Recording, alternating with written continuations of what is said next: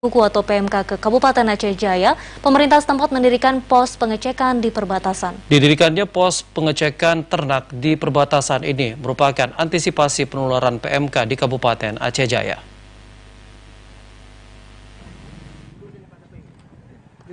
Sebagai upaya pencegahan penularan penyakit mulut dan kuku atau PMK ke wilayah Aceh Jaya, pemerintah setempat bersama pihak kepolisian dan TNI menyiapkan pos pemeriksaan. Pos tersebut disiapkan di titik-titik perbatasan, seperti di Kecamatan Tenom dengan Aceh Barat dan Kecamatan Aceh Jaya dengan Aceh Besar. Hal itu dilakukan untuk mencegah adanya hewan ternak dari luar daerah yang sudah terjangkit PMK untuk masuk ke Aceh Jaya. Kapolres Aceh Jaya, AKBP Yudi Wiono saat melakukan persiapan pos cek ternak di Tenom mengatakan, didirikan pos di perbatasan tersebut itu dilakukan sebagai langkah awal pencegahan, di mana saat ini sejumlah kabupaten di provinsi mulai terinfeksi PMK.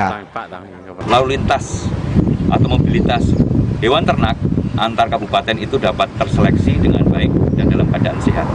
Untuk itu kami memastikan bahwa personil yang diturunkan itu merupakan personil yang membidangi di bidang peternakan.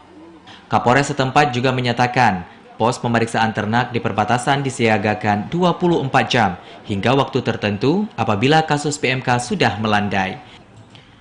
Dan kepada peternak maupun pedagang ternak, dihimbau sebelum melakukan jual beli ternak supaya diperiksa kesehatan terlebih dahulu sebagai pencegahan ternak terserang dari PMK. Dari Aceh Jaya, Musliadi, TVRI melaporkan.